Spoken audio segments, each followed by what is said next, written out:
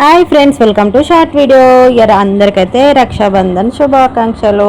ఇక పొద్దుగా లేచి అంత పని అయితే వర్క్ అయితే కంప్లీట్ చేసుకొని పూజ అయితే చేసేసుకున్నా.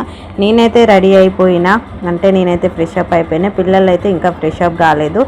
ఇక గొడుగు అయితే చిన్నోడు పోతున్నాను, ఒకటే గొడుగు పెడితే గంట చూడండి ఏడేసారు ఆ పిల్లలు ఆడుకొని ఎండ అయితే సప్పరిస్తుంది అనుకోరాదురి. ఇక అమ్మ అయితే స్నానం చేపియాలంటే ఒకటే ఆటలు ఆడుతుంది.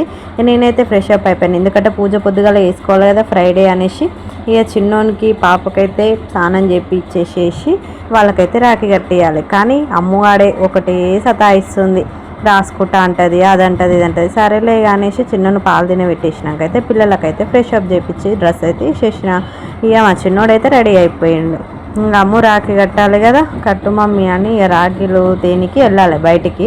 వాళ్ళైతే రెడీ అయ్యారు. ఇక గోకరకాయలు గిల్లుదాం, కొద్దిసేపు ఏం చేద్దాం అయ్యి ఫ్రెష్ అప్ అయ్యే పని గోకరకాయ గిల్లేసి బయటికి వెళ్ళినాం. ఈ మాటకు పోతే అంత నచ్చలేదు, మళ్ళీ బయటనే రాఖీలు తీసేసుకొని స్వీట్స్ అవన్నీ తీసుకొచ్చుకొని అయితే ఫస్ట్ డాడీకి తమ్మునికి అయితే మా పాప రాఖీ కట్టింది.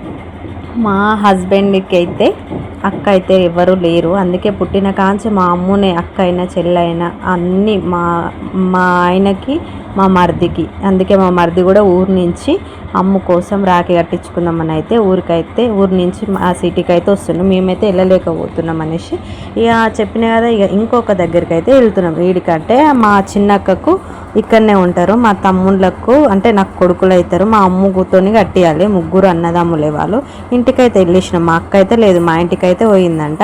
వాళ్ళకి గట్టించుకొని అయితే మేమైతే ఇంటికైతే బయలుదేరి వస్తే ఇక హెడ్ఏక్ లేస్తుందని ఛాయ్ తాగుదాం ఉన్నాడు మా మరిది. మేము ఛాయ్ దగ్గర అయితే ఆయన నిజంగా చెప్పాలంటే అస్సలు టేస్ట్ లేదు, ఛాయ్ తాగబుద్ది కాలే.